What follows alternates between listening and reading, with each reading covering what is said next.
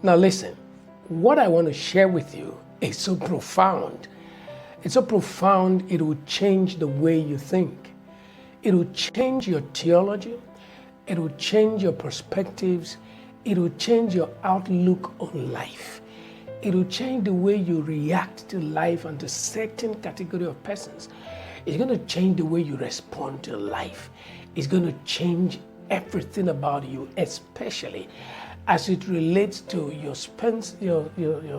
your responses and your sensitivity to people that are dealing with compulsive behavior issues.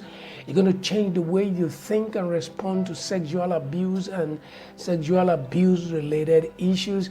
It's going to change a lot of things. Listen, you are going to need it. Even if you don't need it, you are going to be impacted in the way you respond to people who need it. You're going to be impacted in the way you respond to people who are either victims or perpetrators of sexual abuse, of addiction, of compulsive behavior, of any kind of repulsive, as it were, behaviors, whether sexual orientations, whatever it is. What I'm about to share with you will change the way you think. So I'd like you to get ready for what you're about to listen to, because it's going to be profound. Once again, welcome to what I will call an introduction to something I have created, something profound that will change the narrative for behavior mastery in the coming days. So welcome to the behavior mastery experience. Now listen to this. Now there are many of us, even those of you listening to me right now, who have had exposures in our lives, who have had impressions in our lives, who have gone through processes and experiences and relationships and people and encounters and impressions that without us knowing, those exposures have compromised our mental health status. We don't even know. That's the problem. We don't even know that our psychological state, our emotional health, our mental framework and architecture has been compromised. It is until we find ourselves in certain situations, under certain circumstances, and then we just realize that contrary to our intention and our expectations, we begin to manifest certain kind of behaviors. We begin to act in certain ways, and then even we ourselves are taken aback. We didn't see this coming at all, and then at that time we're like, what's happening to me? What's going on?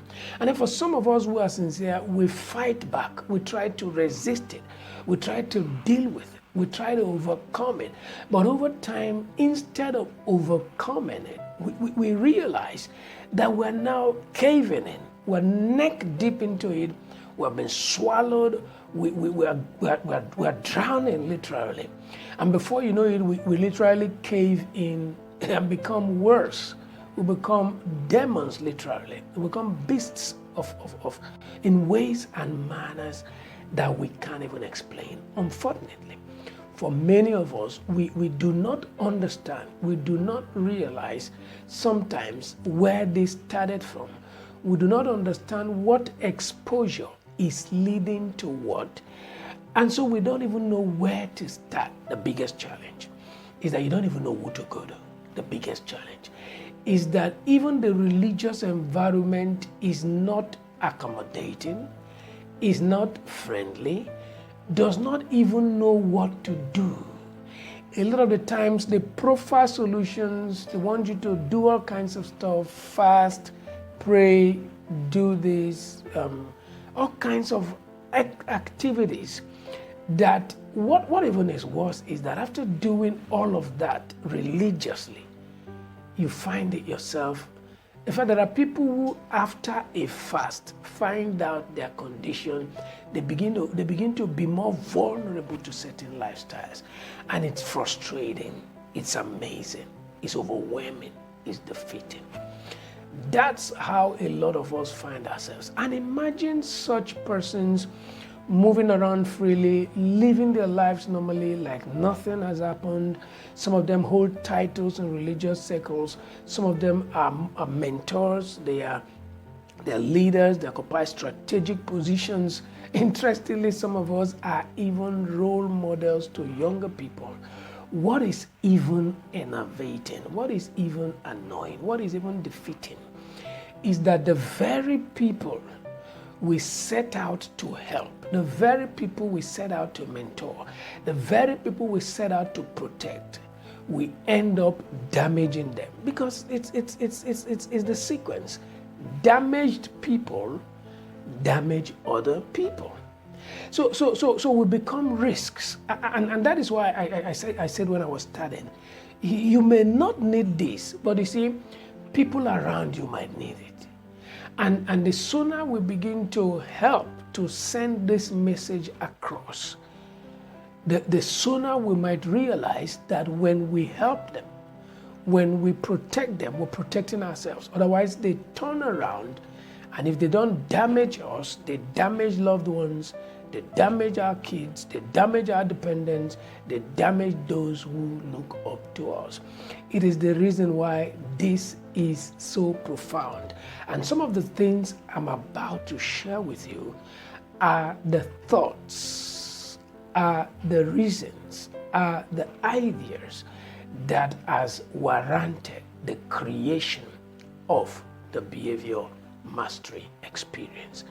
And it is so profound. So ladies and gentlemen, the behavior mastery experience is an idea whose time has come. And what a privilege, what an opportunity to be born at such a time as this, and to be part of injecting a change into our lifestyles, into the way we live. As a matter of fact, I call this lifestyle redefined. And so I'm going to share two stories with you that will form the basis upon which I want to share some of these thoughts with you. Story number one. A couple of months ago, a Nollywood actor was on social media.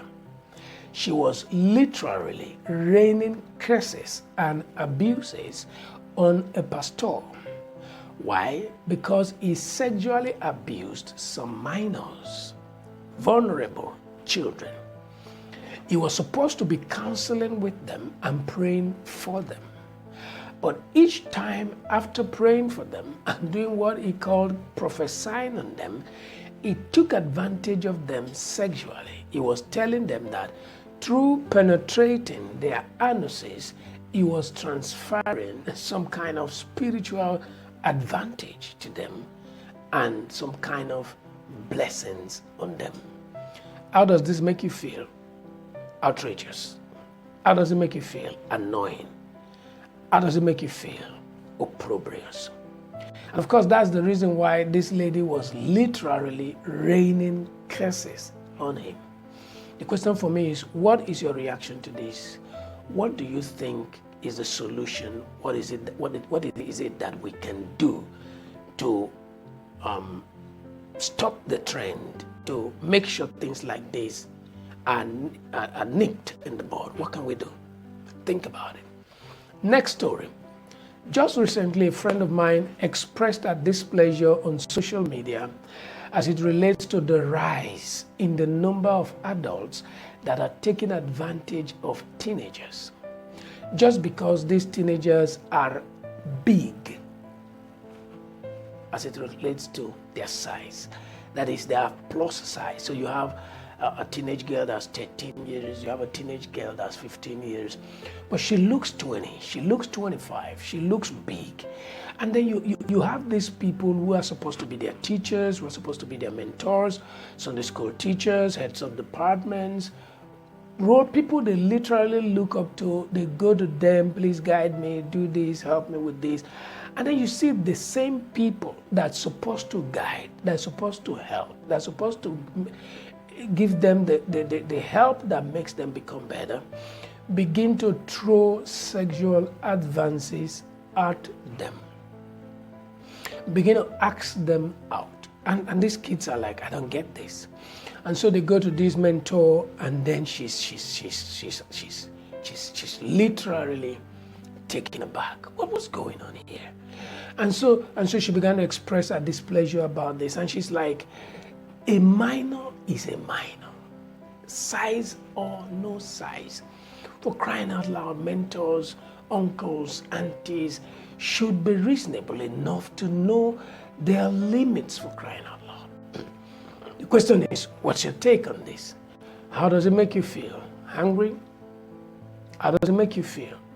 It just creates an outrage in you, right? That's exactly how this lady feels. Now, you see, when I begin to respond, and that's how I feel too, but when I begin to respond to these two scenarios that I've painted, sometimes my response can look somehow to people because of the burden of knowledge that I have. And so in one of the cases, I responded, and I was like sad to say that these abuses on minors and the vulnerable will only be on the increase in the coming days. Listen, we might not be able to stop them. As a matter of fact, a lot of people are now becoming fetish with it, becoming ritualistic with it, and we might not be able to stop the increase. We almost might not be able to do anything, except we do two things that I want to point out for the purpose of this presentation. Number one, the role of parents and guardians. Listen, parents, and this is not going to be the emphasis of my presentation, but let me quickly say this. Parents and guardians must wake up and smell the coffee.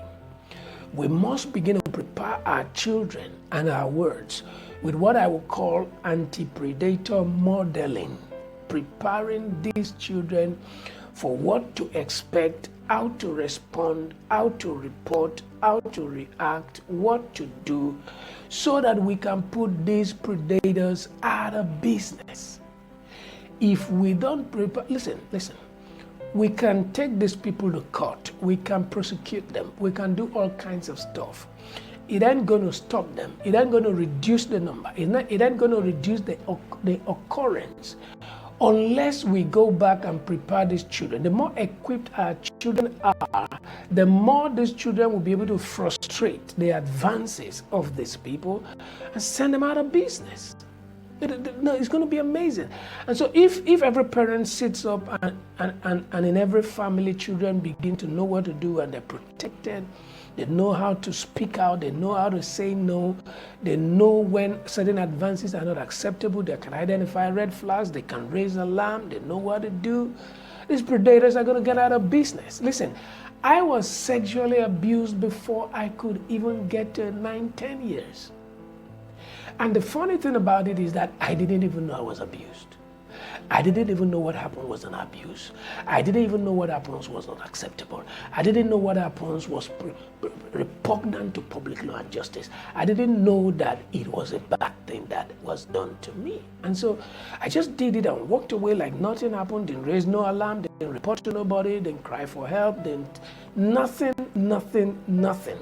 until certain things began to play out in my later life that was overwhelming, defeating, breaking, imprisoning, and enslaving. I didn't even know the kind of impact that had been done on my life.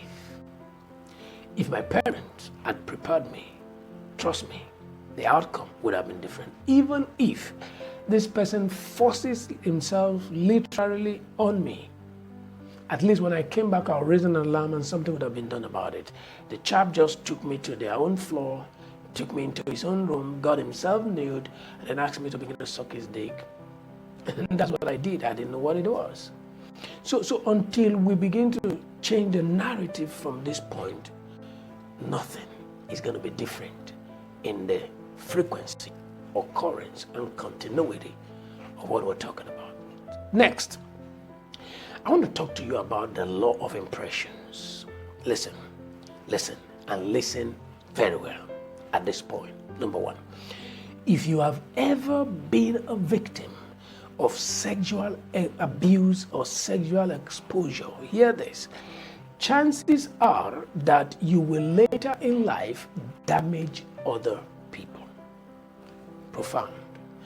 You're going to damage the people you sincerely want to protect. You're going to damage the people you want to help. You are going to damage the people you want to bless. You're going to damage them unintentionally, painfully, regrettingly, unless you do something intentional about that exposure. The reason is because of what I'm calling the law of impressions. Listen. For the avoidance of doubts, let me clarify.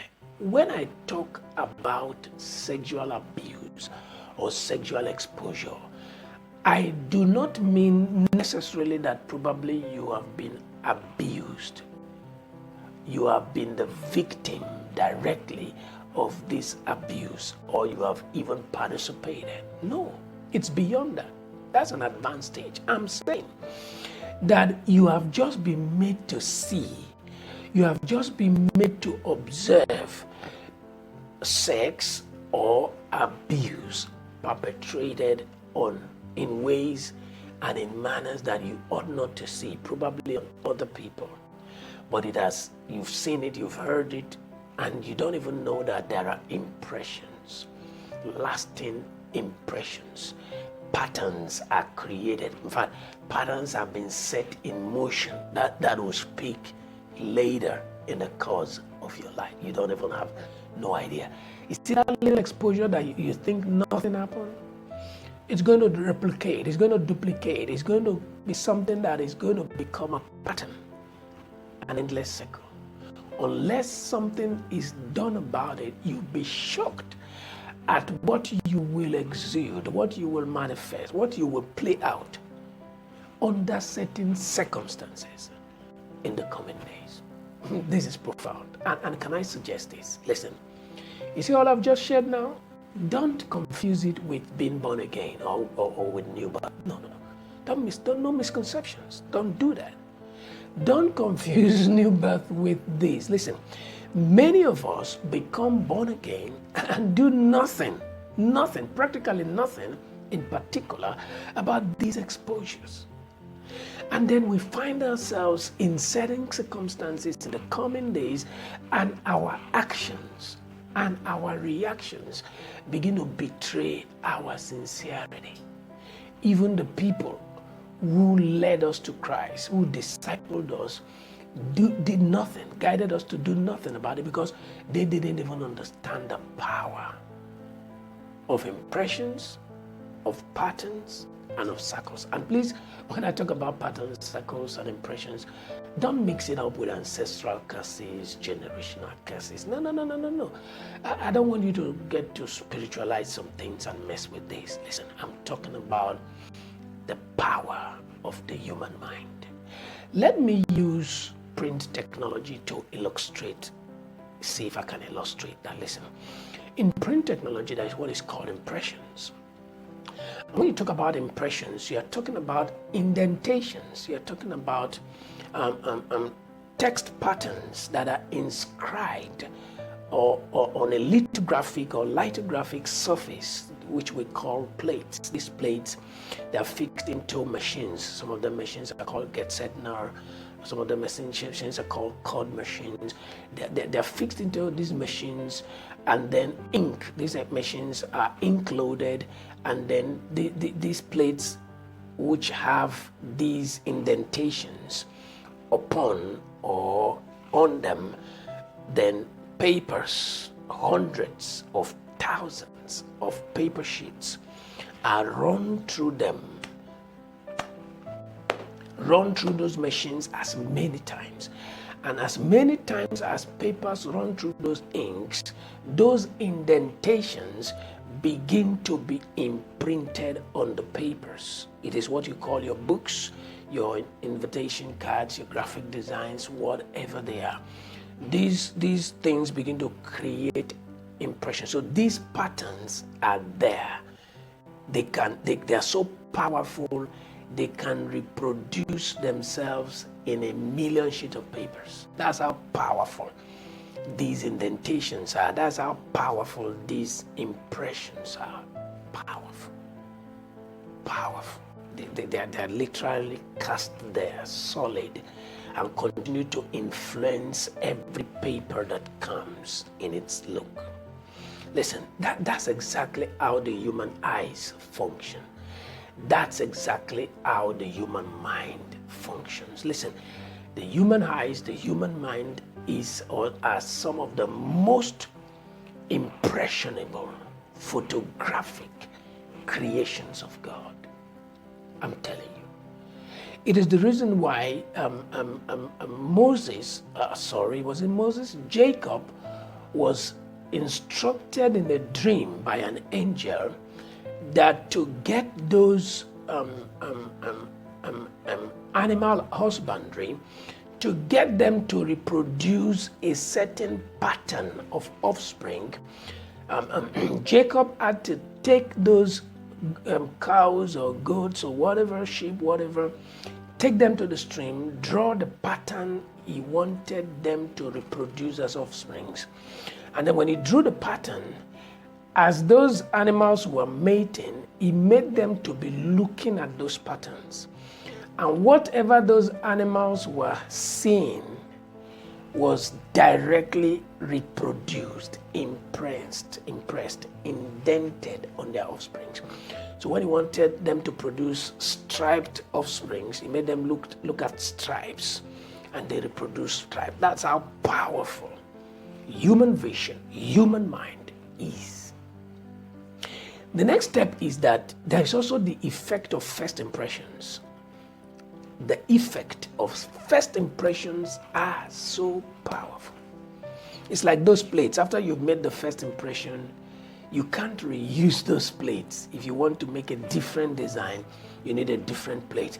So the first indentation on those plates become the indentation, and they have overriding power, overriding influence, overriding effect on whatsoever happens later. So it's called the law of first mention, the law of first impression, the law of what is first seen.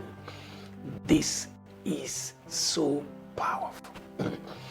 It reminds me of a couple that came for counseling. The guy was having problem with chastity. There was a problem of infidelity, and his marriage was literally crashing down.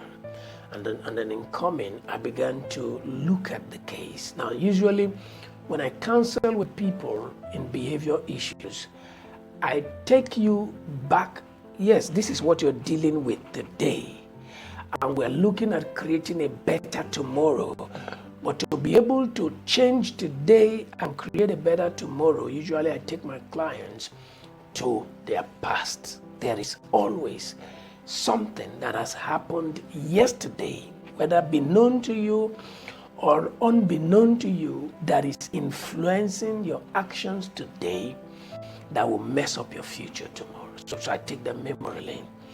And so this couple had a situation where the very first time, many of us don't know that our first impression about sex governs, overruns and overrules what happens in our sexual lives in the future. And so his first impression about sex was that he went to a club, had this lady who they got connected. He took her to a hotel where they had riotous, adventurous dimension of sex. Now that became his impression, first impression. That became his preference, overriding preference. That became for him the standard, as it were. Later in life, this guy gets married, a Christian, she's a Christian. Then she's not used to clubbing, she's not used to going to hotels and all that.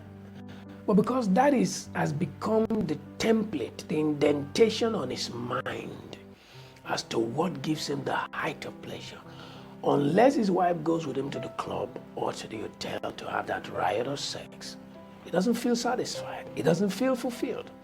So what happens is he's done with his wife, then he sneaks out, goes to the club, then repeats the cycle. Sneaks out, go to the club. Now the wife has found out and the marriage is crashing down. How are you going to do? The day the wife agrees to go with him to the club or to the hotel, he gets it and it's like, wow, this is it. But this is not her lifestyle. She can't be going to club. Even if she manages to go to the club once in a while, is every time you want to do sex, you travel to an hotel? So this is a pattern that's not working for her. That's the pattern this person wants. And if we are going to deal with this, then we must help this person reprogram his mind. Unless the mind become reprogrammed through practices, through exercises, through new exposures, intentionally, and is willing to commit to it, to be dedicated to it, then we can't stop that cycle. Then we can't stop the trauma and the torture for this woman. Then we can't remedy this marriage.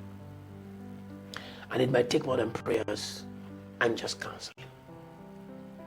It's exactly the same with ladies whose first impression about sex was that they were raped. For them, every time sex, the thought of it, the sight of it, the discussion, the conversation of it comes, what comes to their mind is pain. It's torture, it's dehumanization, it's denigration, it's being used and abused. That's the picture, that's the impression. It's overriding. So now even when they get married, even while having that intimacy with their partners, that's just what they get. So they can't participate, they can't contribute, they can't add value. Marriages have crashed because of that. The only way we can deal with that is take them back to where it started, reprogram the mind, and put them in a place where they can literally master their behavior. Listen to this, because it is very important. Whatever forms your impression in life in any area, especially if it is negative, becomes a stronghold, and it has to be dealt with. If it is not dealt with, it will mess you up. It's just a matter of given the right situation, given the same situation, given the same circumstance, it's going to mess you up. Listen, it is the reason why the Bible, addressing people who are already born again, says this. In fact, literally, the Bible pleads with them, saying, particular reference to Romans chapter 12, verse 1 and verse 2. In verse 1, you could see the Bible pleading. It says, I beseech you, therefore, brethren. That's to say, I plead with you, therefore, brethren. Brethren, so it's talking to Christians. Spirit-filled, tongue-talking church workers. They could be pastors, they could be elders, they could be deacons, they could be whatever it is. Brethren, I plead with you by the mercies of God, that you present your bodies as a living sacrifice, holy, acceptable unto God, which is your reasonable service. Why is it starting with the body? It's the body that does it. It's the body that is involved in the act. Whether it's an act that exposes you to pornography, you look at it, or masturbation, your actions, or whatever behavioral tendency, your body does it. But don't forget, your body is not acting independently. The body is literally controlled, regulated by the mind. It is the reason why in verse 2 he goes further by saying, be not conformed to this world. Don't let what is practiced in the world, don't be adapted to it. Don't be conformed to it. Don't be conditioned by it.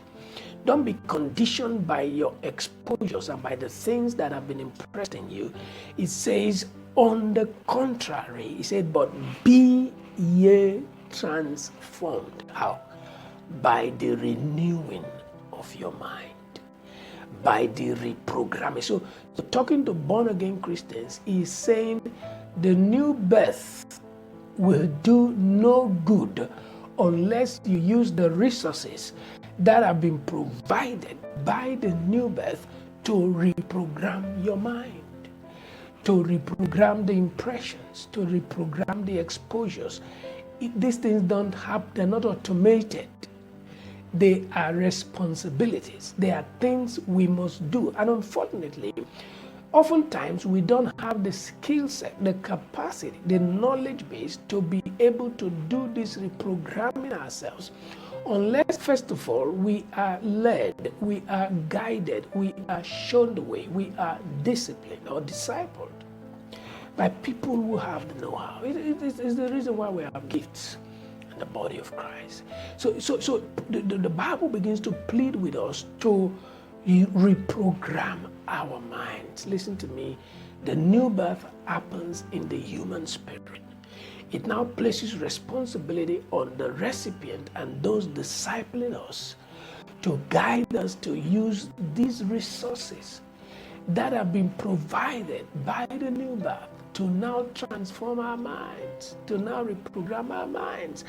It is our reprogrammed minds that will now regulate and control our bodies, our actions, and our desires, our will, our emotions. Profound, sweetheart. It is the reason I created the behavior mastery experience. I call it the prison break. I created it for anybody who has had an exposure of abusive lifestyle earlier in their lives, or are presently a victim of addiction or compulsive lifestyles of any kind. I want them to take advantage of these special sessions. The behavior mastery experience has 5 sessions that are expected to take place in 5 days to help us break free from these circles, break free from these patterns that literally enslave us. That's why I created the behavior mastery experience. That's why I'm introducing it to you. Listen, the behavior mastery experience is an exclusive one-on-one, online, 5-day coaching program where I get to listen to your behavior problems and concerns. Then I provide support, and then I give mentoring on compulsive behavior, activity, addictive issues. So that's what it is. Listen, for now, while it is still free, you better take advantage of it. It's a free bespoke service. It may not always be free. It's a free bespoke service for people who want to vent, people who want to cry, people who want to share their innermost secrets and their fears about what's happening in their lives right now. Listen, it's amazing. People who want to share their innermost fears without being judged, without being condemned. This is it. You better jump in, take advantage of it. So if you just want someone to talk to and remain anonymous under what I call a covenant of confidentiality, then this is your best pick. Because you know what? In this program, nothing is off limits. Nothing. You can say whatever it is. You can share whatever it is, and be sure that we're going to use it to navigate you to a life of total freedom. Listen, you can live your best life now without fear of any embarrassment. So if you are shy and you feel safe being anonymous for whatever reason best known to you, listen, book your own free bespoke session by Prophet Shad and me. Use the link in the comment section. Do it quick. I cannot guarantee that this will continue to be free for a very long time. If you're gay, if you're on drugs, listen, this program has helped. There was this homosexual who's been in it for over 40 years. Came in, and in 5 days, boom, light just comes that shows you practical exercises. You have videos, about 9 videos, you have 15 exercises, practical sessions that change the narrative for you. So if you're gay, you're on drugs, any form of addiction, and you've tried everything to break free, that's the operative word. Take note of it. I'm looking for people who have tried everything to break free. Listen, you've done a lot of things and none of them is working, but you can't wait to be free. Then that's the kind of people I'm looking for. Also, I just want to add that if you are in an abusive relationship and you know it's time to quit, but you lack the courage to do so, even when you know you should, jump in quickly, take advantage of it. Let's provide you the courage, the momentum, the guide, the steps, and the safety nets that you need to run to safety while it is still possible and before it becomes everlastingly late. So if you fall into any of this category, this is for you, and trust me, yours will be the next to share about what it is. Take advantage of it and thank me later. Use the link in the comment section, and then let's see how this goes. If you're watching this on the YouTube channel, subscribe quickly. Also click the notification bell so that every new video that comes, you'll be notified. Listen, you're going to have on that YouTube channel incredible resource materials for free. While they are still free, take advantage of them. I can't guarantee how long they will continue to be free. Jump in, click the notification buttons, and then take advantage of it. But please subscribe, share the videos, and get the messages out. But if you're not viewing this video on the YouTube channel, on whatever other platform you are in, then may I suggest go to YouTube, look for the IB Experience, at the IB Experience, THE, the IB. Then for the experience, there is no E, initial E, experience. Look for it on YouTube, click it, subscribe, click the notification button, and take advantage of the resources as quickly as you can. Thank you so much for being a part of this. I believe without a doubt that you got value. I'll see you.